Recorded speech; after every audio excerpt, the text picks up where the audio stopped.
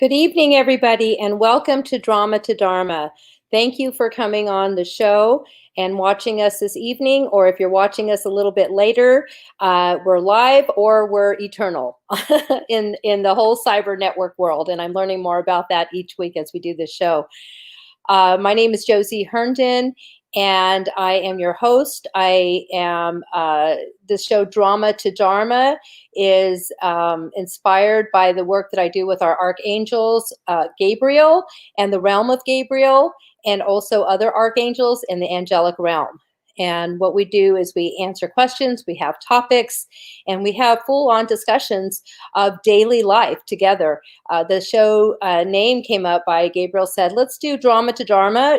Josie is drama, and I am the Dharma, basically. So Josie meaning us, not that I'm you, but as humans, we, our life tends to be a little dramatic sometimes, they say, here on Earth, especially from their vantage point watching us. They say it's pretty entertaining. And then, of course, the Dharma is the non-spiritual. So we have, or the non-physical realm. So we're the physical realm is Josie, and that's so we're combining the physical and the non-physical in our discussions with Drama to Dharma. Now, tonight's topic, Gabriel comes up with his topic for me, usually early on in the week. And he said, let's talk about purpose of living. And I thought, okay, fine. We've written about that, and I've read, many books about it, and we talk about it a lot as humans, our purpose. So the title was Living Your Purpose, Defining Your Purpose. He says that, we use the word purpose quite a bit. And do you know your purpose? How do you find your purpose? But tonight we're going to dive deeper into what does that mean, your purpose. And, the question again is, are you living your purpose, or how do you even define your purpose, especially during these times? He mentioned this week we were talking about the pandemic fatigue, how many of us are fatigued over this pandemic. And we know that, there is a global pandemic of the coronavirus. And that's one phase of it, but boy, has it trickled into many different things in our lives: the economy, health, wellness, being, from going from social distancing to what has become and is becoming social isolation. So, all of those things have maybe put, our purpose aside. He says that maybe we're not thinking about quite what is our purpose, or on the other hand, maybe we are thinking about our purpose a little bit more because we have more time to be at home. Either way, he says it's a great topic for this evening. Now, I want to discuss our special guest that we have this evening, talk a little bit about her, and we're going to bring her up in a few. Her name is Colleen Stan, and she is an amazing woman. I've had the honor and privilege of speaking with her today twice. She is my dear friend Carly, who you hear me talk about a lot on the show because she's always on the show with us asking questions. This is Carly's sister. And Colleen Stan was kidnapped in 1977, and she was held for 7 years. And a lot of those years, most of those years, she was in a box, in a very dark box. And she was a sex slave during that time. And the Discovery Channel, Lifetime Channel have made movies, The Girl in the Box. So she has movies and she has documentaries about her life, about that part of her life, that chapter of her life, although that's not her life. And so tonight we're going to talk to Colleen about how the angels were with her during that time and how they are still with her and how God is with her. She's got so much faith that she humbles me when I speak with her, and she's an amazing woman. And we asked Colleen, is there anything we can put up for you tonight on the show, any website or anything? And she said no. She said simply she's asking for our prayers to hold her in love and light. As she's on the show, we can hold her in love and light. And specifically, she's asked for us to pray that her predator stays in prison because he's up for parole next year, and that is a very scary thought to her. But we're going to talk more with Colleen in a little while, and you'll get to really enjoy her and feel that depth of her spirit as I have all day today. But as promised from last week, I did say if anybody has any questions, we're going to do old business. So last week, our topic was balance. And now I have a follow-up question from Jerry Davis. And this is Let's see. Jerry's asking here. I'm just going to kind of read. She says that she reached out earlier to see if this was fine to talk about this. I said, of course, this is what I love about the interactions from the weeks. So she says, finding balance. She wants to talk about finding balance. Last week, Gabriel said 8 hours of leisure, 8 hours of sleep, and 8 hours of work. She said, my question is, what about time spent cooking, exercise, prepping food, driving places, and all of the things in between? Do the time spent doing these things come out of our work or our leisure, or do we do as much as we can with a leisure or with a leisurely manner? Okay, so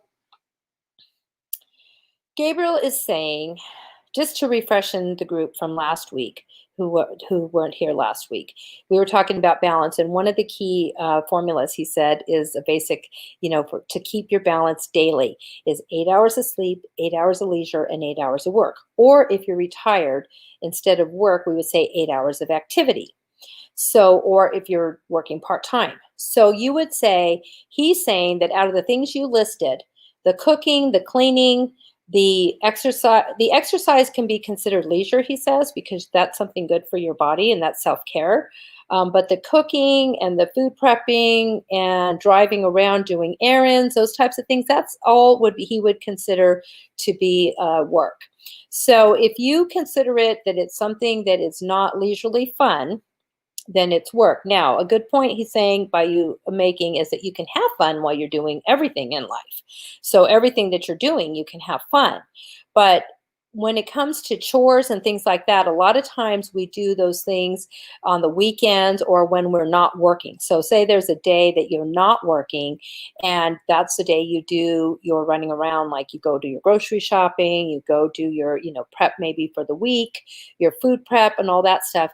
Those are on the weekend. So those would be possibly considered your work hours. Those are your activity. Those are when your mind's thinking, you're planning, you're organizing. So when you're organizing your life on the weekend to organize it for the week, doing things, getting your dry cleaning, these are things I do.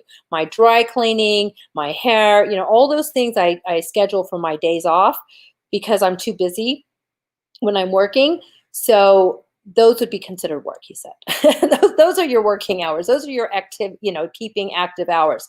Your leisure hours, that is not always easy for people to do because they want to slide their chores into their leisure, he says. And that's not leisure. Although to you, that may be considered leisure because if you're working 16 hours a day, those chores and your house cleaning to you in your mind, because I've done that before, saying, oh my God, I love it when I can stay home and clean. It feels so good. Like I'm just not having to think and do work. So to me, that was my leisure. And it's like, no, this is not leisure. It's your leisure. It was my leisure because I worked 16 hours a day, but that is really not leisure. So he's saying to find true balance would be to do those things on, if you don't have a vacation planned, to do those things on your day off and consider that your activity / work, and then still find 8 hours of leisure each day after work or before work, meaning prayer, meditation, time with God, time with yourself, exercise, self-care, napping, daydreaming, just doing stuff like that. That would be true leisure. Okay, so he says, you can Google the word leisure, you can print it out and put it on your refrigerator. And he says that's because most of you, he's saying, and for me, I'm saying most of us may not even know how to define the word leisure. So that was an excellent question, Jerry, an excellent follow-up question from last week. And yeah, so you could do some of those things in leisurely, but he's saying try to keep leisure to true leisure, fun, vacation type of thinking. Oh yes, my husband says that add romance to leisure. Yes. Gabriel says romance, sex, all that stuff is leisure. That's leisure all day long. He says you do 8 hours of leisure with your husband, with your spouse, with your partner. Yes, he says, especially in the middle of the day. Oh, that's great stuff. Yes. Okay. Your husband is absolutely correct, Jerry Davis. That's the best leisure there is. Um, Okay, Carly says, I love to listen to my Christian stations while doing all of those things. Absolutely. Whatever you do, listen to your Christian station, listen to your music, play your music, whatever helps raise your vibration. That's, what we should do all the time, whenever possible. He says, just remember that. Remember to bring that joy into your life. And even if it's during work, or he says, especially when it's during work, because if you have a job that you love, then, you could say, well, this is not like work because I love it so much. That's true in a way, but he says, still, on top of that, take it to another level and add more leisure. So you do the work you love and have more leisure. So, which could be all the things that we mentioned, including, rendezvous. So he says, rendezvous are great. Let's see, the music renews my soul. Yes, yes, yes. So speaking of what we've talked about, and I like to do, is go ahead and bring my bowl in. This is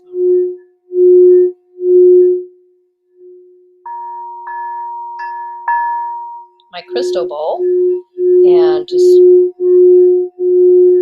kind of tune us in for the show and ask God to come be with us. Invite the angels to the show. This is a very sacred night. It's a sacred night. Wonderful sacred topic.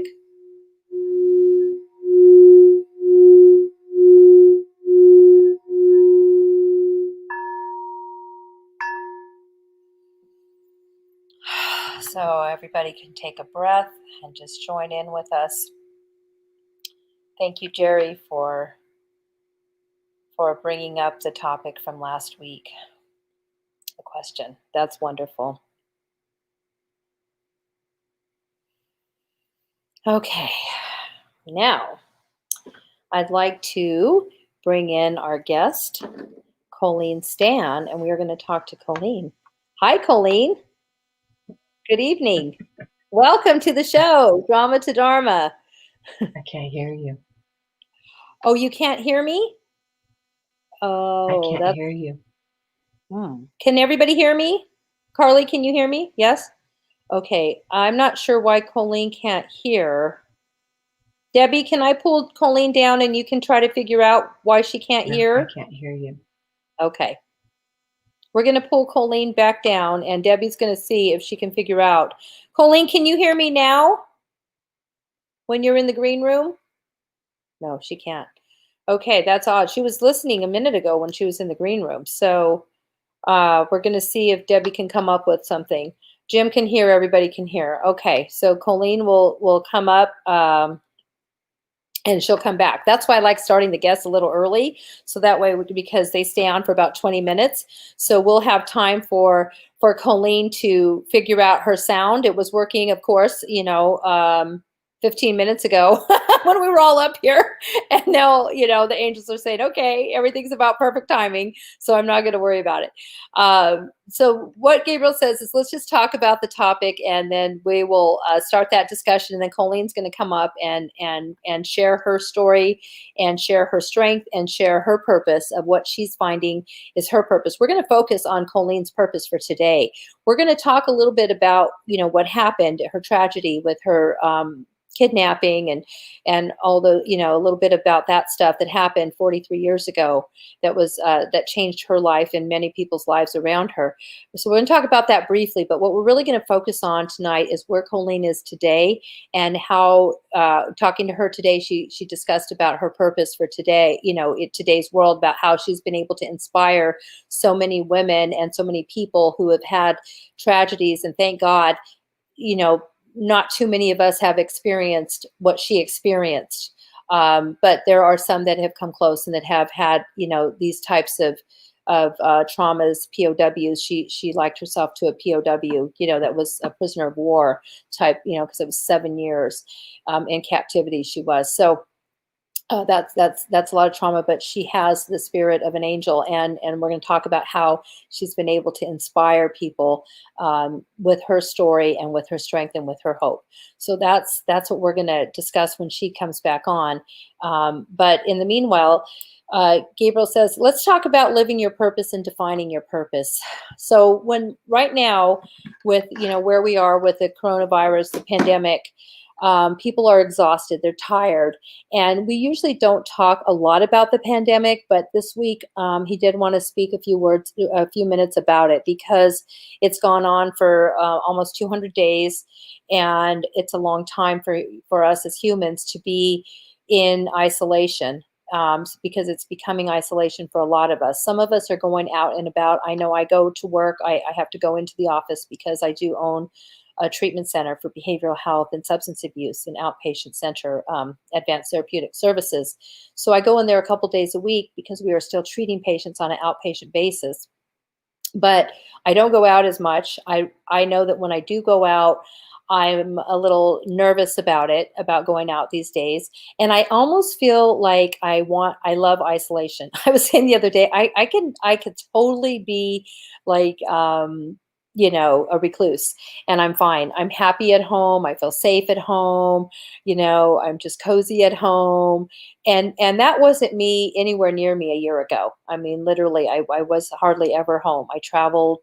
I traveled a lot, and I went and about, and I had meetings, and I had workshops, and I was I did events, and my everything has kind of come to a hold, and it's come to a hold at home, but it's also been put on hold in our relationships, with people, because when we do see each other again, what is that going to be like when we see each other again? Are we going to be nervous to see each other? We're going to be excited. What's it going to be like? I know when I do see friends and family, I haven't seen a whole lot of them, but when I do see them, it is interesting because it's not the same.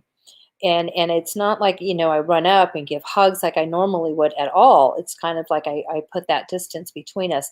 So he says that this whole thing that's happened has affected us all in different ways.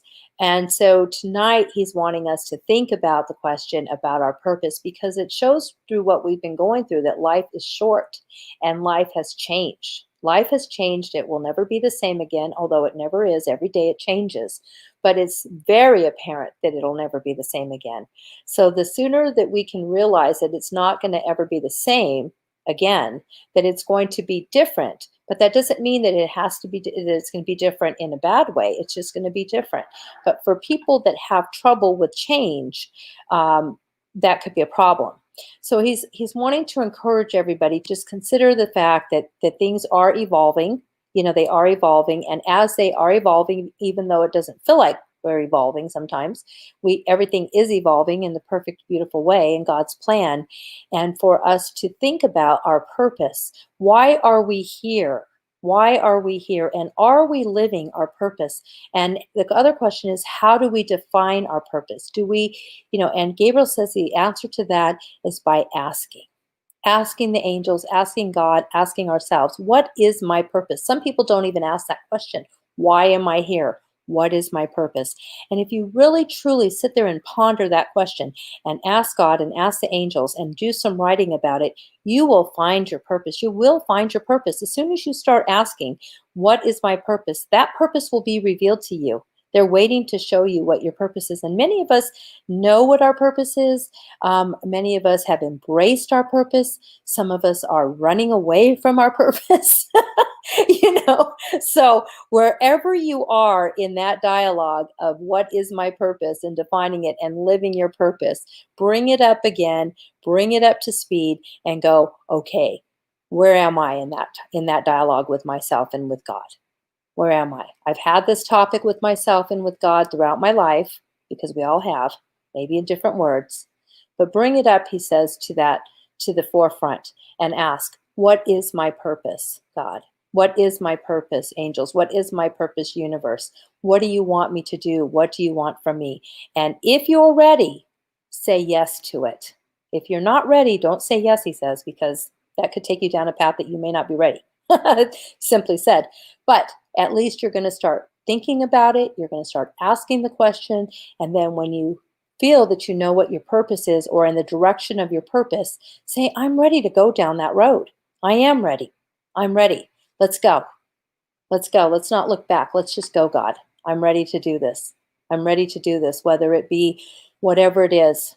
whether it be, helping animals, helping the environment, doing angel work, whether it's your art, your music, bringing music. Music brings so much energy to the planet.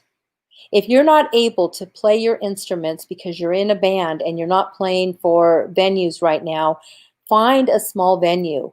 He's saying, find a small venue that's doing outdoor seating and ask them if you can play because you miss playing. Can I play some music? And maybe they can pay you some money. Maybe you'll get tips. Maybe it's not about the money. Maybe it's about you need to play your music so that the angels can channel their energy through you and through you to other people and bringing joy to those people who are sitting in the heat eating right now, but they are doing anything to get outside and be outside and do something that's a little bit normal. And you can help bring that normalcy to them by bringing joy through your music. So if you're a musician and you're stumped at home and you're saying, oh my goodness, I can't play any music, go do what you did when you first started playing music. Go and pull up to one of your favorite restaurants that's doing outdoor seating. And most of them right now, quite honestly, are in parking lots next to dumpsters. That's fine. I ate at a pizza parlor, Jim and I did the other day. It was the best. And it was literally in a parking lot. But they were excited because they were getting their fake grass in the next day. And they had an easy up. And she's excited. Her next phase was to get lights. So I said, how exciting. Everybody's going to be here if you get lights and fake grass. So if you are a musician and you can go down to the local pizza parlor, anybody who is outdoor dining with their restaurant to keep their families fed, you can support them. You can get a meal from them, and you can light up the life of other people by playing the music, and that is also fulfilling your purpose. So Gabriel says to do things like that. Do things like that. Whatever you feel your purpose is, find a way right now. It's easy because people are searching for things. It's easy to make people happy. It doesn't take much to make each other happy at the moment. It does not take much for me to be happy. Believe me, eating pizza in a parking lot was amazing. The problem was it was over 100 degrees. So anyways, he wanted me to talk about that and encourage everybody to do those types of things while you can, if you can. And I'm not sure what happened to Colleen. Deb, is Colleen off? Did she not? She wasn't able to come back on, or we're working on it? If you can put me a little note on this private chat about what happened. Everything is God's will. We had Colleen for almost an hour before the show. Her and I were talking and we were testing everything. Everything worked perfectly. So I'm not quite sure what happened. But again, everything is God's will. So I'm sure she'll be back up on the show whenever she's supposed to be. So let's see. Hopefully we'll have some questions from the audience about purpose or comments. So let's see. Carly says the music renews my soul. Colleen is working on coming back in, and Jody says thank you for all of this. So she's okay. We're working on everything. Well, back to the topic and Gabriel. When we are asking the angels, he says, to define our purpose, and you want to get into meditation and you feel the energy, he says, of that light, the energy of whatever it is, you feel enlightened by the idea of your music, by the idea of your craft. It lights up your being. It lights up your being. He says that's a big cue that you're getting close to your purpose. It's like that it's a cue. When you feel enlightened by and lightened and light by whatever it is that you're asking. So when you ask for your purpose and you're coming up with some ideas in your mind because you've had this conversation with yourself your whole life, and you're going to remember these things that perhaps you forgot. And you're going to say, wow, when I was a teenager, I really thought I was going to do this when I grew up. Or when I was, at one point I wanted to do this, but then for whatever reason, life took me in this direction. And that's okay because there's no right or wrong turns, right? Everything teaches us exactly where we should be. So when you're asking the question right now, what is my purpose? It is perfect for right now. So he's saying it's most important that you don't look back and say, why didn't I do this years ago? Why didn't I ask this question years ago? Why didn't, no, no, no. He says that will block your purpose. All of those thoughts will block your purpose. And as humans, that's what we traditionally will do. We will say, okay, what is my purpose? Oh, I should have. No, no, no. But it's almost simultaneous. He says it's almost simultaneous to do that, to question and double question ourselves when we are asking ourselves questions like this. What is my purpose? Then we get distracted by what we didn't do in our life versus what we can do in our life. So he says it's very important not to get distracted by what we did not do, what we think we didn't do. Because he says everything that we have done in our life is perfect for where we are today. It brought us right here today. And that's something that when we do get Colleen back, she amazed me when she was talking about that kind of stuff with me today, because she knows that everything has its purpose and that her life is exactly where it should be, even though she had gone through that trauma.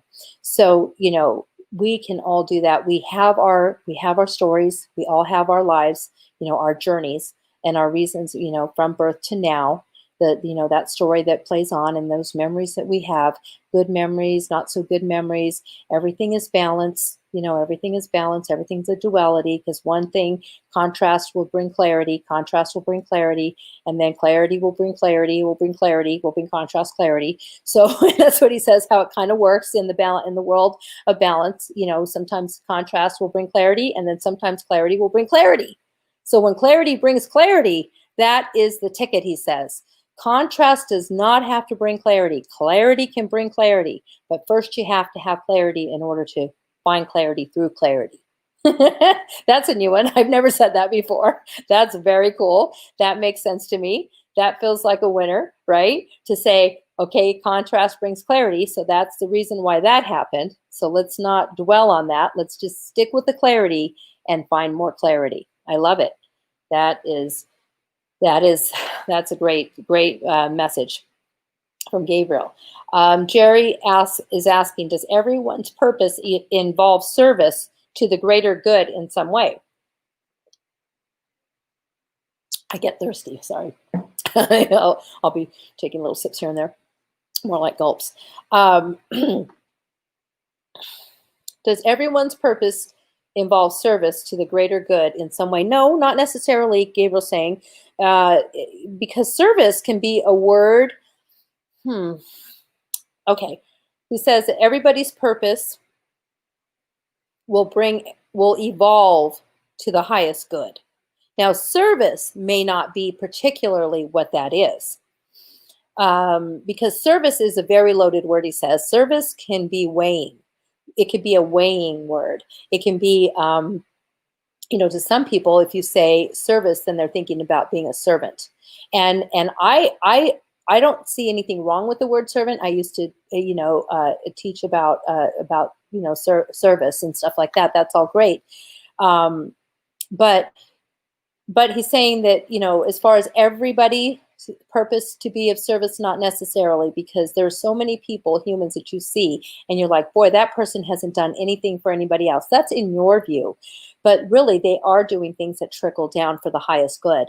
So they may not see it as service, but whatever it is, if it trickles down it'll trickle down for the highest good if it is their purpose. It will trickle down, meaning it will, the highest, everything is for the highest good when it's evolving, and everything is evolving constantly. So when you know what your purpose is and you feel elevated, you are evolving. It does not necessarily mean service, because sometimes if you think about it as being as providing volunteering and being service, and then you're exhausted at the end of the day, you might end up with resentments, and okay, that may not be your purpose for the highest good.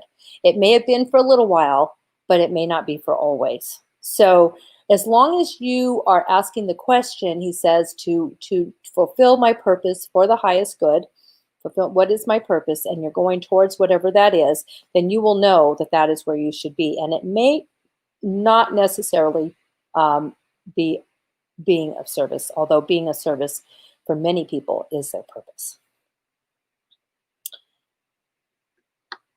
I'm frozen.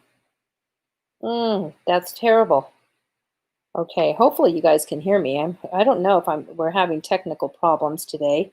It just seems like it. So Debbie's gonna see if we can get our guest back up. I'm not gonna worry about that. Oh, great answer. Thank you. Thank you, Jerry. Jim, am I still frozen? I hope not. I hope you guys can hear me. I don't have any control over technology. That is for sure. I've watched my show. I've gone back and watched it, and there will be times when I am frozen, and I'm just horrified by it. I try to keep my mouth straight all the time, so in case I get frozen, you guys don't have to see me in like a weird position. But you never know. My luck, it's always going to get frozen when my head's crooked or something. So, you know, I don't know what to say. All I could do is just, pray before my show and say, please, angels, take care of this show. Oh, good. I'm not frozen anymore. Yay. Oh, so Gabriel says there's no time. Remember, there's no time. So there is no frozen. We're all frozen or not frozen. Oh, boy. Okay, so back to any questions. I would love any more questions right now while we're waiting for our guests. But if not, I'm going to go back and just speak freely with Gabriel. Oh, good. It says seems fine to me. Let's see. Oh, April. April is here. Hi, April. I just put your picture up. It's great to see you. Okay, April says, oh, here we go. She says, hi, lady. I'm going to start guitar lessons. She says, my sponsor plays and will teach me. Awesome. Wonderful. Hi, April. It's great to see you. And when you're doing your guitar lessons, I mean, again, just ask the angels to I don't know how to take April down now because I've been playing with this and usually Debbie does that for me. But the guitar lessons, you can ask the angels to really feel that that bring in, channel in that music for you, and it's going to you're not going to know your fingers are going to be going, and your body's going to be feeling that vibration because as soon as the music hits your soul, then your fingers will follow. And musicians know that. They know that when they're playing it's like the music hits their soul and they don't even have to think about where their fingers go. Somehow it just magically follows. So that's wonderful. And good luck with that. That's awesome that you're taking that guitar. And that sounds like so much fun. And we have Louisa here. And then we have Jeanette also. You look great with your hair like that. My love to you and Jimbo and Chelsea. Thank you so much. And Jeanette, that's awesome. Yeah, my hair, I just kind of just washed it and wore it today. So this is what happens. It's easy when I do that.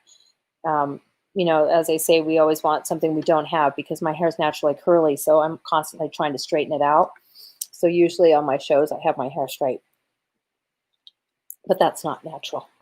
So I might just keep it this way. All right, let's pull down the comments then, because I don't know how to pull them down, Deb. And that was from Jeanette to the family. All right, let's see. I am going to. Jerry just asked a question. She asked, "Can we pull down Jeanette's comment, Deb?" I don't know how to do that, and I'm going to go on to another question from the green room. Okay, thank you. The next question, this is an interesting question. Gabriel's purpose is what Jerry's asking. Can you talk about the angel's purpose? Does each angel have a purpose? What is Gabriel's purpose? Okay, lovely. Yes, Gabriel loves it when you guys ask questions about the angels. He's like, yahoo! Okay, so angels are happy. Yes, they have their jobs. That's something that Colleen and I were talking about today because she's very connected to the angels and she was going to share that story with us hopefully this week about how she's connected with the angels and how they were there with her there were times when they were literally there with her during her when she was captive and she could feel them and hear them and they were, but we were talking about how they have their jobs. So Gabriel's job, Gabriel is the archangel closest to the earth, he says. So throughout our time, he has been here with us as humans and he gives messages to the humans. He has a very gentle, compassionate vibration.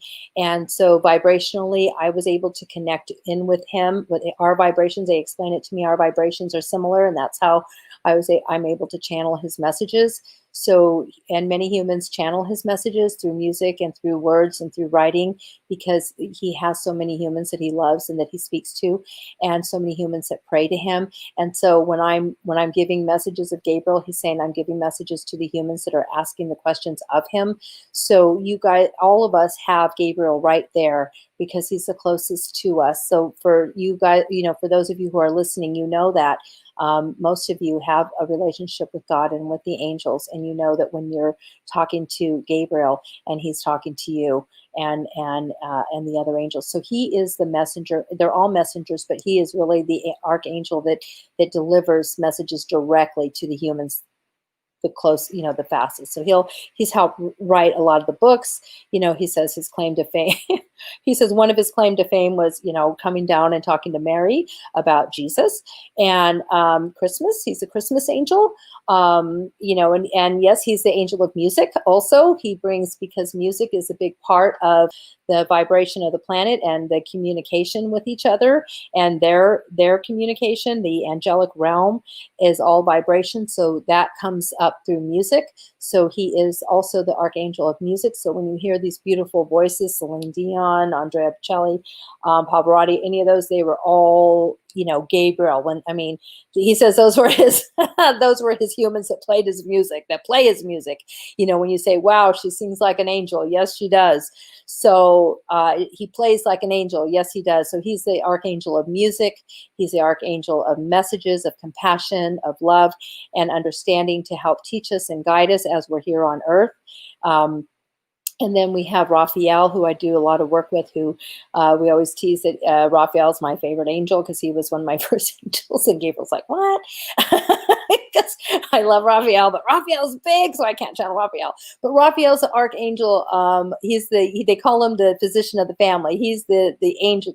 One of his jobs is healing, and the physical body and the mind. The whole physical body, mind, and spirit, the whole embodiment. And so that's Raphael's main job, is healing. So, if somebody's sick, you pray for Raphael's healing.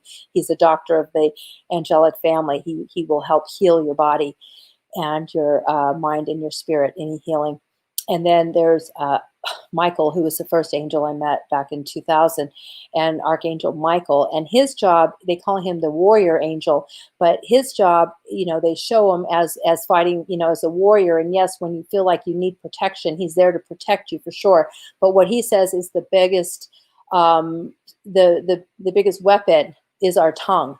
So he says that, our words are the most important thing, because words are cut deeper than any knife can cut, and words will start the wars. So he is here to help us with our words also, and with love. So you wouldn't think that Michael was all about words and love, but he is, and communication as well. But he is the angel of protection. So he says, if you ever feel like you're in a spot where you need some protection, Archangel Michael is right there, and he is there to help protect. And then there's Uriel, that I do a lot of work with, and Uriel's picture is up here. And Uriel, that I do a lot of work with, I just work a lot with Uriel too. He says, not enough. Anyways, so Uriel is the archangel of enlightenment, and he is also known as the archangel. His job is justice. He says he keeps the balance,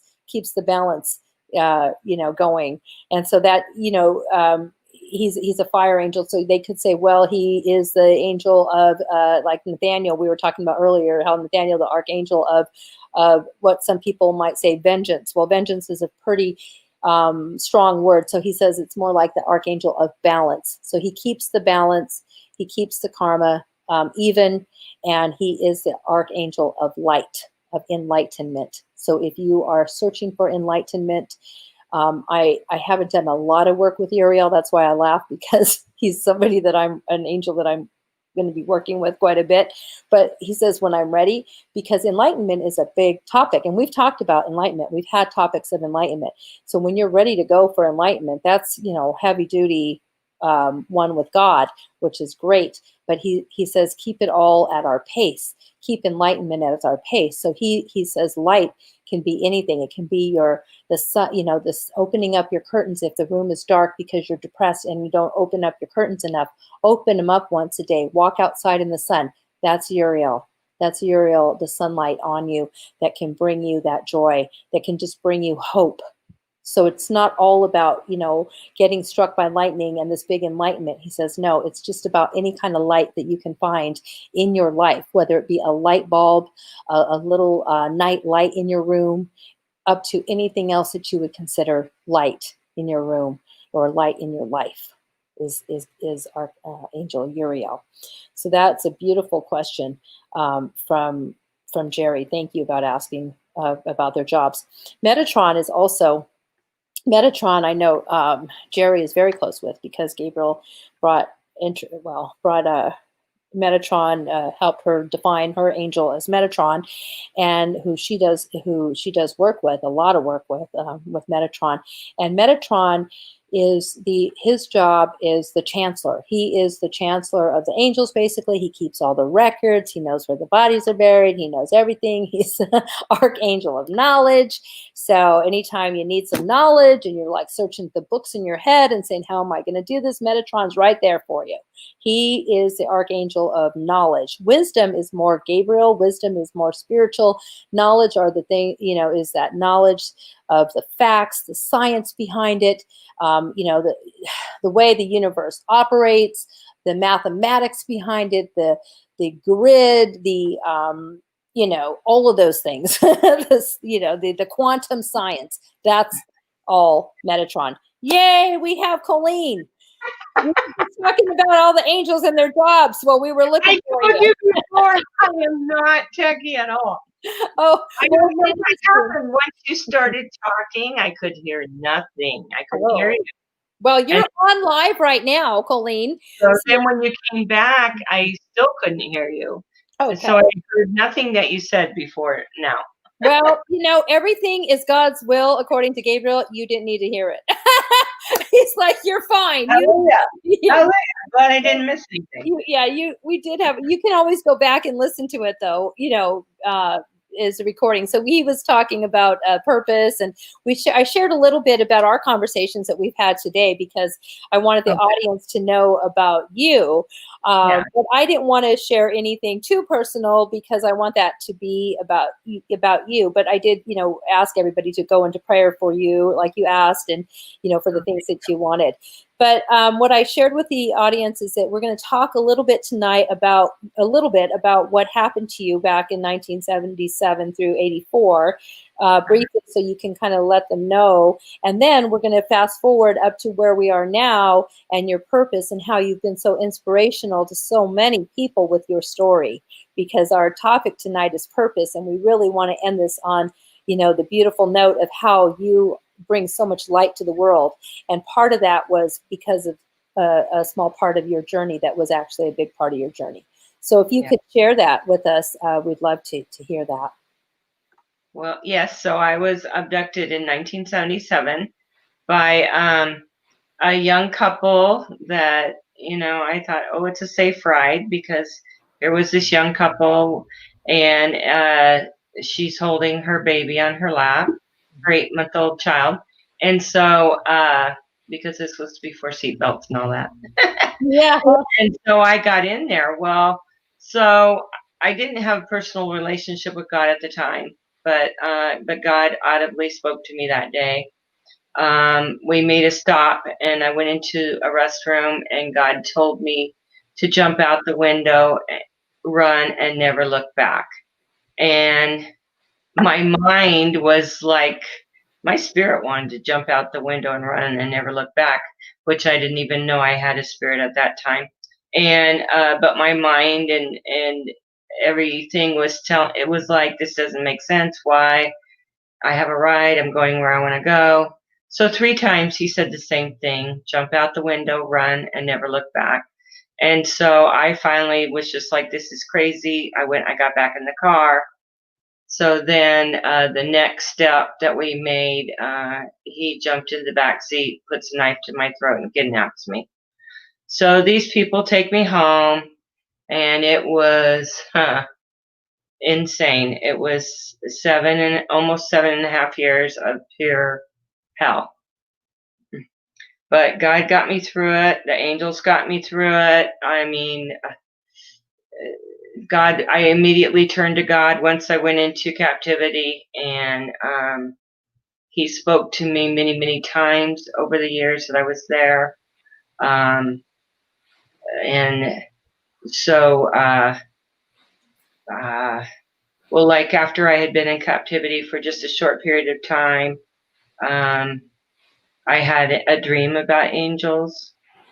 He had built this box that he kept me in that was just a little bit bigger than a coffin, and in in the dream, it was like the top of the box had been removed from System UI server.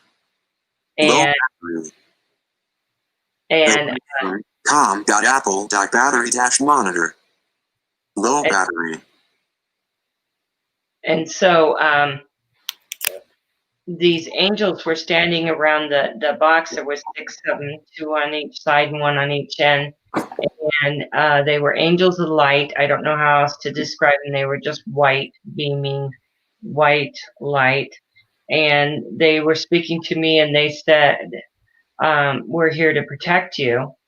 And I remember looking at them, and it was kind of like they were speaking to me like telepathically or whatever with their spirits. They weren't, I don't remember their mouths moving.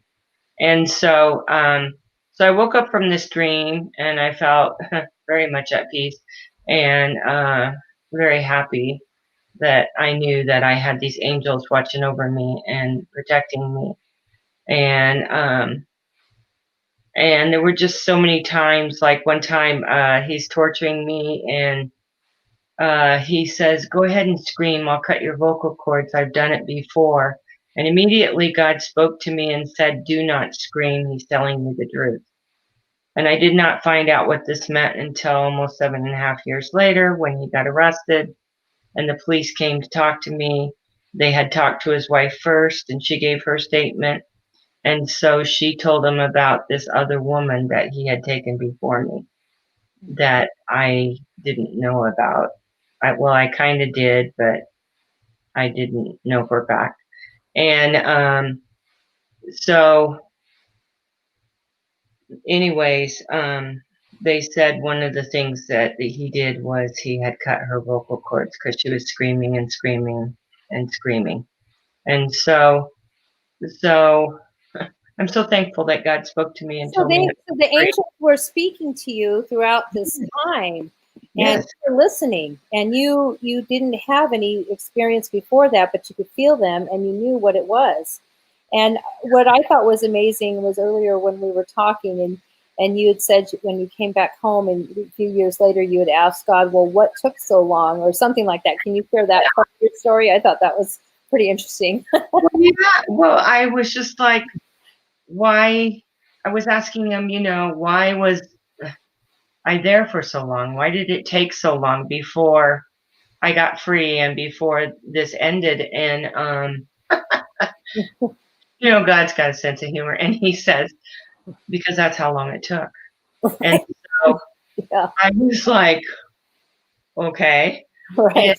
And so then I started thinking about his wife. Well, I believe that he said that because that's how long it took for his wife's heart to change. Mm-hmm. For her, because she was the one that finally came to me and said, we have to get out of here.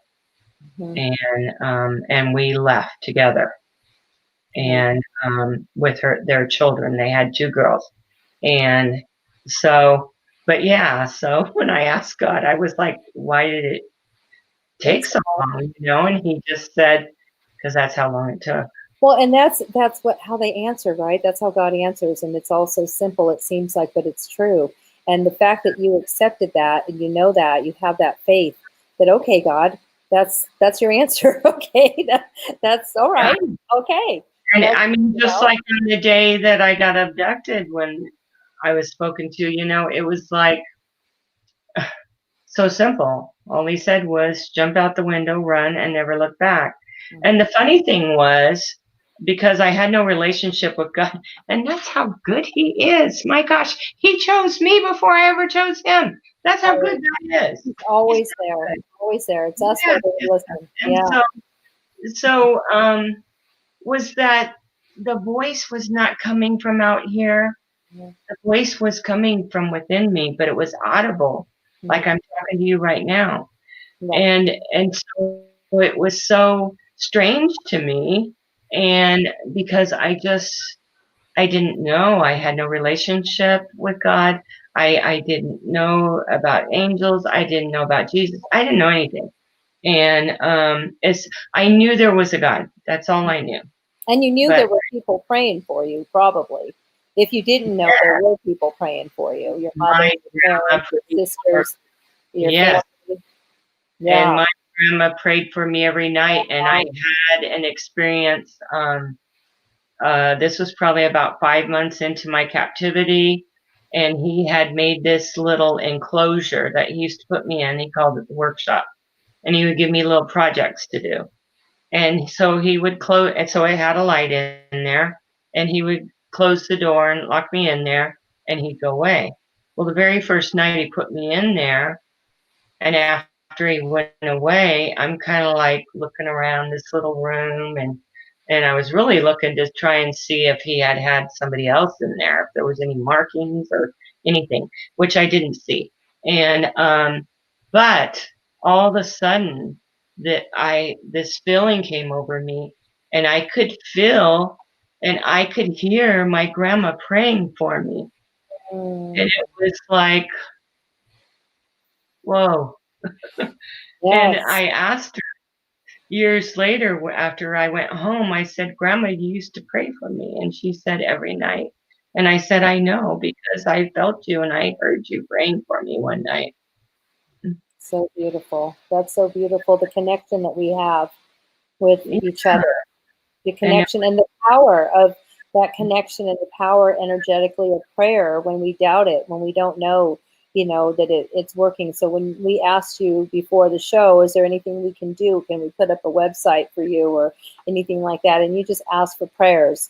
And I thought that was beautiful, that we're praying for you, sending you love and light. And specifically you're concerned because the perpetrator might, he's up for parole in early next year, and but there's a new law that your district attorney is going to work on to get him more time, and that's what we're just going to pray for. We're just going to say he's going to get that time. He's not going to come home. He's not going to terrorize anybody, in 6 months, and and that way you can sleep at night already knowing that it is right. Because prayer is very powerful. Prayer is very powerful. It is. It is. I mean, I don't know. I truly wouldn't be alive today if not for everyone's prayers, if not for turning to God, if not for him sending the angels to be there to protect me, and him just always talking to me and telling me what to do. I was always, if anything was spoken to me, and I'm talking that first day he spoke to me audibly. After that, it was like, I was just being spoken to my spirit. Sure. You know what I'm saying. He needed you to hear that day. That day he was really pushing you, trying to get you out of that car. No, hazard. Exactly. Yeah, he was warning me. And because he knew these people's heart, and he did not want me to go into captivity. So I think the lesson for our audience and for all of us on that is that when we hear and we ask for discernment and we hear that voice, whether it's audible, whether it's within, to listen. Yes. Sure. Absolutely. Listen, if we think there's a chance that that's God talking to us or the angels, let's just go for it and listen to them and go the other direction. Especially right now during these times there's a lot going on out there. So, that discernment, we talked about that today, how important that is, and how, and now, of course, you understand that, and you live it. That's your life. So we only have a few minutes, and I'll invite you back as another guest at a different time when we know we can get you longer. But no, I want you back because this is so wonderful that you're sharing with us. But for now, for the next few minutes, what I'd like for you to talk about is how you've been helping people with your story, when you share your story, and what words of encouragement can you give to us and to our audience about tonight's topic is purpose, and how you've been able to turn this around and share it with others and give them strength and hope for their life. Can you share a little bit about that? Because today you inspired me so much with our conversations. Well, absolutely. I mean, God's given us all purpose. He has a plan for our lives. We just have to get in alignment with him. And so every time that I have spoken out, I just try to be as encouraging and talk about hope. Always hold on to hope. Don't ever let go of it. Because God is for us. He's not against us. God is for us, and we have to remember that. And so just hold on to that hope. Don't give up. Pray, whatever you got to do. Yeah. Just don't give up, because God doesn't want us to live in those dark places, No. That's why he tried to warn me and protect me. And that's why when I do speak out, I try to just, put forth his light and just tell people that, don't give up. And if you're in a bad situation, do whatever you have to do to get out so that you can go on with your life, because there is life after, your program's called Drama. After drama, after tragedy, there's life. There's life. God wants us to live life, and he wants us to live in abundance. He wants us to live in the Dharma part, the Zen, the God part. Yeah. He's telling us there. Absolutely. He wants us to live to the fullest, and he wants us to have joy. He wants us to have peace. He wants us to do everything. What does it say? It says he wants to bless us with our heart's desires, and the angels, they're there to help us. Every one of them, he created every one of them with a specific job to help us in whatever way that we need help. And so, I'll pray a lot of times and just say, God, send the angels that I need to help me to get through this, because I don't know all the angels and I don't know all their specific jobs. He did reveal to me several years ago my guardian angel. And so I read up on him and what his job is. And really I was like, well, of course he's my guardian angel, Yes. Who else could be? Now, Candace is asking a question, because we have two. Okay. Her question is, I want to know how to get this guy more time. Is there a petition out there? So there is. Someone put a petition out. I believe it's on change.org, I want to say. Okay. And what the DA is doing, because these crimes all happen in Tehama County. So the current DA in Tehama County is filing what they call a sexually violent predator law. And that will create a whole new trial. And when we get a conviction under that, then he will be sent to a special facility. It's kind of like a hospital prison. They have a couple of them in California. One's in Kalinga, and I think the other one might be in Atascadero. I'm not sure. But they have. What we can do is we can follow up next week, Colleen, and if you get us that information, I'll put it up on the ticker tape. Maybe if you get us the link or something where if there is a petition that we can sign or we can put out on our medias, Deb can help us do that, whether it's on the show or on spiritual. We've got a large social media. Anything we can do to help that we help you. We are here to do that, and we're certainly here for you in prayer. We're here for you in love, in light. And I encourage everything that you do. You have just been such a blessing in my life today. I feel like I've known you forever. You have so much of your sister spirit, Carly, who I love dearly. And I just want to thank you so much for being on the show. And we're going to bring you back when we can spend a little bit more time. But, I thank you for your courage and your love. And I honor you. and blessings to you this evening. And we'll talk to you soon. And it's 8 o'clock now, so I just want to thank all of our audience for being part of our show tonight. And we do this every week, Thursday night at 7 o'clock. We have different topics, and we are going to bring Colleen back to talk a little bit more about what she's doing to make change in our world through her experience, because that's what her purpose is, according to Gabriel. Yes. Okay. Absolutely. And much love to everybody. Thank you